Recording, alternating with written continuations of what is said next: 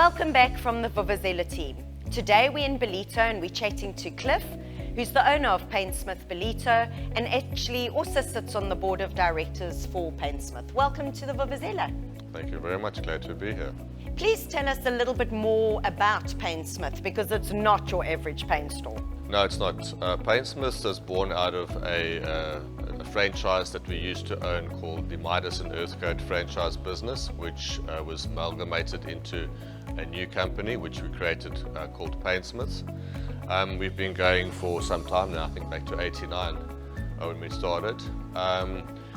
Paintsmith stores are boutique paint outlets where the main aim of the stores is to have intricate knowledge of product, colors and understanding of the paint, and to help and assist clients and architects and contractors to help make their choices for their projects, i.e. painting of homes or offices and so on. Cliff, tell us, how's lockdown been for you guys?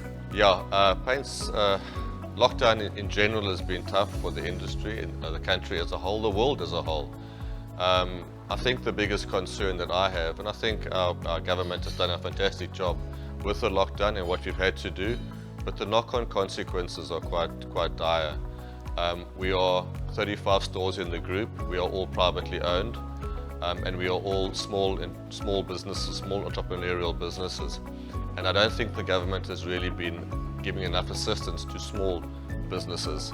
We have had assistance from UIF for our staff, but in terms of the business itself, the employer as such, to create the business and to create the work, we haven't had any assistance. That's been quite hard, besides loans to companies, and who wants to come out of lockdown in a tough economy with a loan on your hands. So it's been very tough. Also, you deal with contractors all the time and with them coming in here, so you must have a feeling of how they're actually dealing with this whole thing. Well, yeah, we deal with contractors, we deal with homeowners, we deal with architects on the commercial side as well as on the domestic side. So the difficulty for us, we were basically closed for a month, then we were open for a month to supply to the domestic industry, not the commercial industry, to a small degree for DIY work, and we found it was a very, very small market, and the first month was very hard.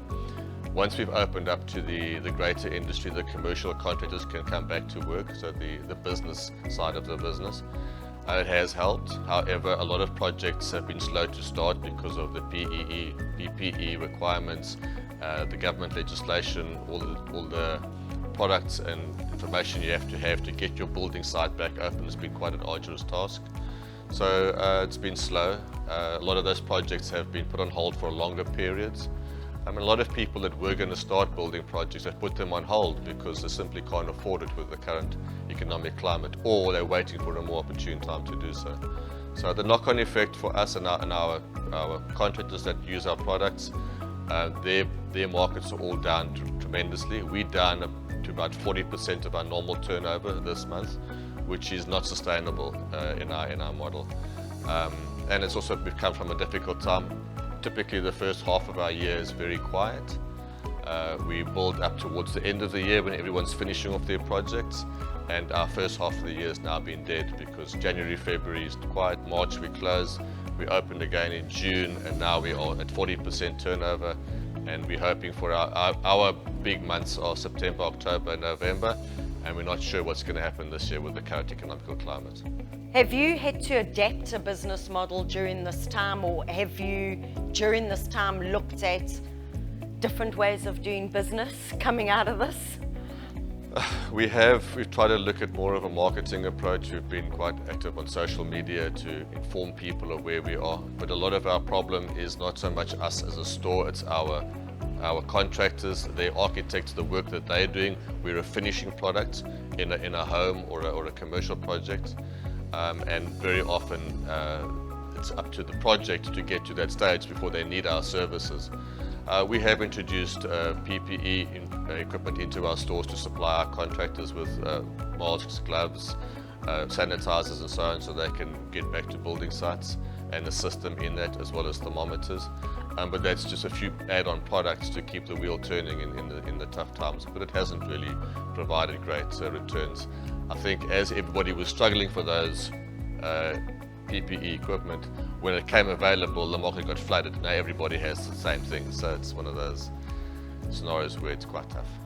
Well, coming into Paintsmith today has given me a sense of calm and peace by looking at these beautiful color options. And to our viewers who are in Ballito, if you've got any thoughts of painting anything, pop in at Paintsmith.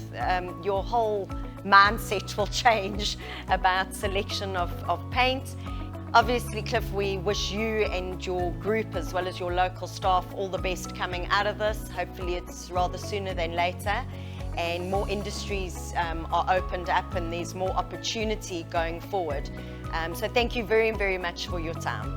Thank you for your time and for your team, and yeah, we hope that the current lockdown eases and things get back to normal as soon as possible to help ours and all other small businesses and other Paintsmith stores around the country get back to full production. Thank you very much. Pleasure. And to our Vuvuzela viewers, we'll be sharing Paintsmith's details with you in this interview.